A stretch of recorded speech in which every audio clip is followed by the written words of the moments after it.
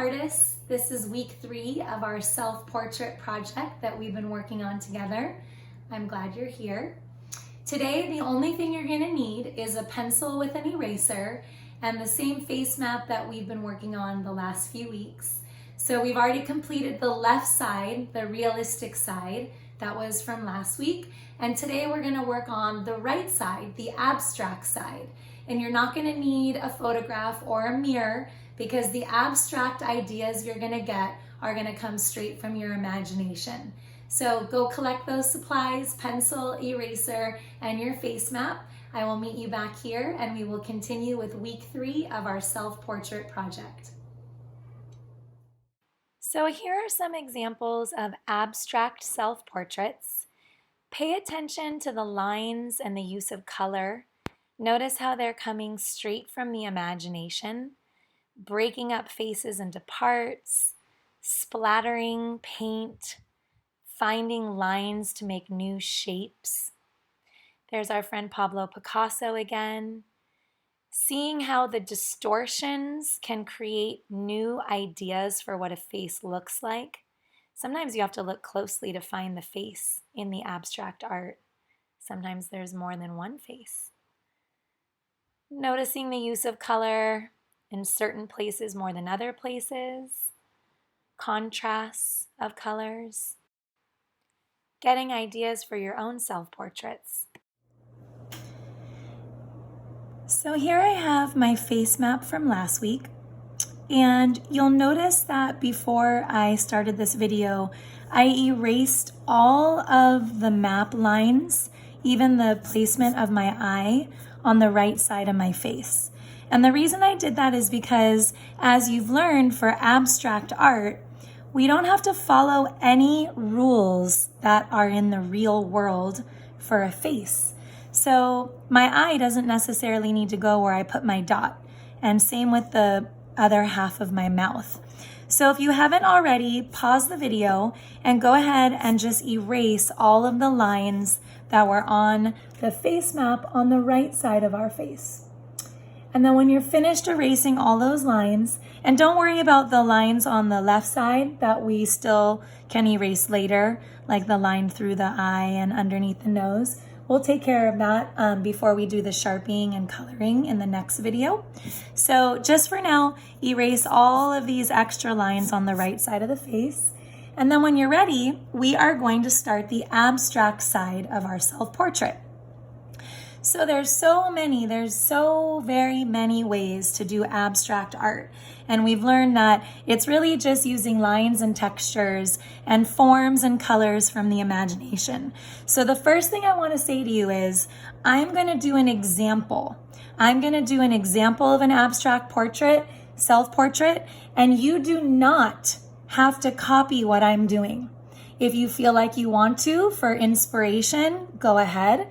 If you want to do something completely different based on the examples that I've already shown you in the video, or you want to do some research on your own of other abstract self-portrait styles, I encourage you to explore and do something totally different if that's interesting to you. Otherwise, I'm going to go ahead and do an abstract side of my self-portrait. Follow along for practice, do it on a scratch piece of paper if you think you might want to do something different on your own, and just see how it feels. And we're going to go in the Picasso style. So we're going to do cubism, which I've mentioned is about shapes or geometry, geometric shapes. So the first thing I'm going to do is I'm going to just come through my eye center here. And I'm going to use this line that I erased and that little dot that I erased as kind of a placement point. But again, I'm not going to follow any rules. So I'm just going to make my eye pointing to my other eye. And I'm going to have my eye lying flat on the page. So instead of looking out at the camera, I'm going to have it looking to the other side of my face. And I'm going to draw the lens like that. And then I'll just go ahead and finish my oval shape. So again, remember, we're doing geometry here. We're doing geometric shapes in a Picasso style. I'm drawing a little bit darker because I don't have to do as much erasing on my abstract side because sometimes those mistakes you think you're making are actually going to be part of the masterpiece. So there's my big kind of oversized eye, and maybe what I'll do here is just draw my pupil like that, and maybe even put a little spiral in my pupil. And then I'm going to also draw the iris. So it still is recognizable as an eye, but it's nothing like my realistic eye. And maybe I want to put some eyelashes in there, maybe some big ones that are only kind of here. Okay, again, this is not something you have to do, but I'm just playing and making it up as I go, just for your ideas. And while I'm in the eye area, I'm gonna try my eyebrow, and maybe for my eyebrow, I'll just do a strange shape.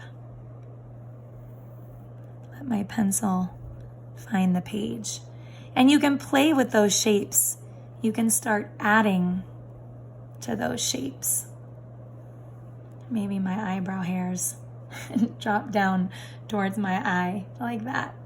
Okay, and then Picasso liked to also make his noses flat against the page.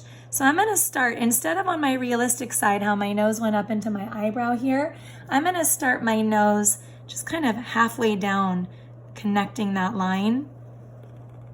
I'm gonna make a turned up triangle. It's like a little slide nose. Just making this up as I go. And we need a little nostril, and I have my nostril here. And I'm gonna keep it simple, just like that. Leave it alone.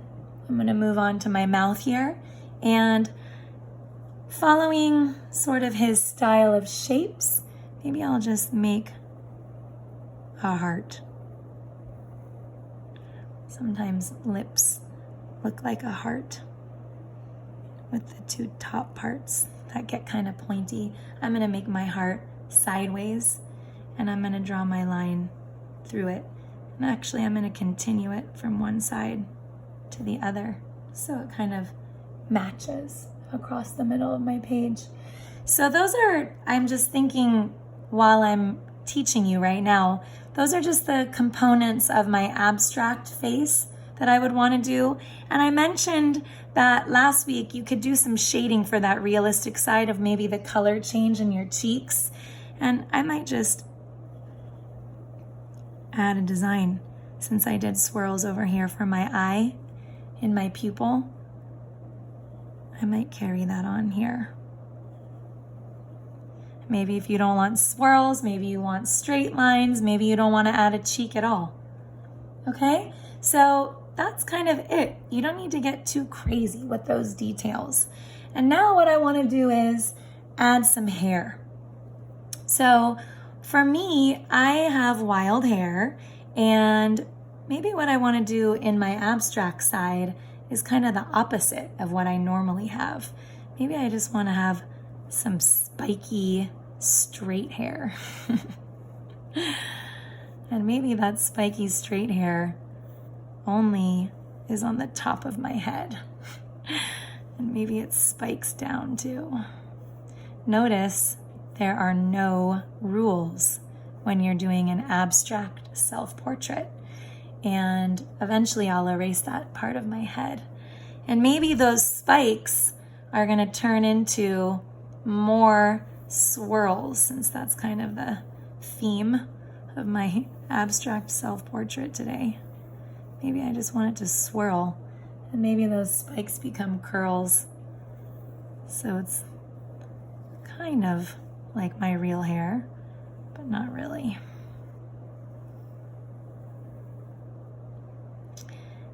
And you can just play with it. If you ever make a line that you don't like, erase it, try again, or keep going and do the erasing later, because you never know, it might turn into that happy accident. And again, I'm just building here, building detail. One of my favorite parts about doing art is you don't have to use your brain like you would use it in math, or even learning how to read or practicing reading. You kind of just get to turn off your brain and let it just think for itself without logic, without trying to make any rules that you have to follow. So you don't have to add a neck on the abstract side of your self-portrait. I'm choosing to put one in just so I can have something as a guideline, just to kind of complete my self-portrait for me. But again, you do not have to have a neck in your self-portrait at all on the abstract side. You could do flowers or lightning bolts or just shade different colors when we get to the color section of our lesson together. So you could leave that blank if you want to. You could continue your hair, however you decide to do your hair down here. I'm just putting mine in. It's just an artistic choice I'm making just to make the picture look complete to me. And then I'm gonna throw one more thing at you for an added challenge if you're up to it. In some of the spaces on the abstract side of your self-portrait, you might be interested in just drawing things that you like. I saw a cool example of a self-portrait once, an abstract self-portrait about things in your imagination that you're drawn to, like huge, colorful flower meadows that maybe you've never seen in person, but you just dream them up in your head, or an amazing place that you wish you could visit one day, space, things that you don't necessarily have in your life right now, visiting the moon, whatever that is. If there's something that you dream about or something that you're interested in and you want to incorporate that into the abstract side of your self-portrait, I challenge you to do that. So maybe putting stars and the moon or Saturn if you wanted to visit another planet, or a deep underwater world, the coral, what it might look like. So go ahead and add those details in. This is kind of your freedom side of your self-portrait, to just add whatever makes your heart sing when you're doing art. One last thing, I just wanted to show you that this drawing that I just did for you today, I tried to keep it kind of the same theme as the example that I've been showing you the last couple of weeks. So you can sort of see here how this, what I did originally, has similar qualities. I'm going to try to pull this up and down the screen so you can see the style as this. Maybe I could even put the abstract one side by side in the video camera. Can you see that? So I kind of laid the eye flat on the page and did some swirls and the heart-shaped mouth and spiky crown hair. So just, you can see that the side of the face is different, but trying to keep with the same style just so you guys could get another idea today on the sketch of what I've been showing you the last couple of weeks with this finished one that I did. And then I have one more to show you that I just was playing around with, just for more ideas. So this is one I did also. I'm gonna move it so you can see the whole thing. Kind of how you were being challenged to pick things of the imagination that you like. I love the ocean, so I made the ocean lines like waves in the hair. And then I also mentioned in my first video on the realistic side that I often have feathers in my hair and they're usually attached to a braid. So I added that detail on the realistic side. And then I just kind of did this oversized eye to show you other options for the abstract side. Maybe I could cover this with my other one. If you're just looking at the abstract side of the face here, the eyebrow, an oversized eye sort of in a strange placement, just the line of the nose. I have a skinny nose, so the line of my nose there, and again the waves, and then this strange ear, just the lines of an ear. So just another example, very different. These two examples are different. You can tell I'm the same artist, but similar styles on the realistic side, but very different on the abstract side. So like I said, just whatever you are interested in doing, play around, have fun. That's the most important part, is that you have fun when you're doing it. Thank you for joining me today, artists. I hope you had fun. Please be sure to send a photo to your teacher for your progress in the art project this week. And I'd love to see the same photo if you want to email it to me. For next week, start thinking about how you're going to add color to this self-portrait. I'm going to leave it up to you. You're going to get to choose how you add color. You can use watercolor, acrylic paints, any kind of paints that you might have at home, oil pastels, colored pencils, crayons, colored markers, whatever you have access to, whatever interests you. You can use a combination of different ways of coloring.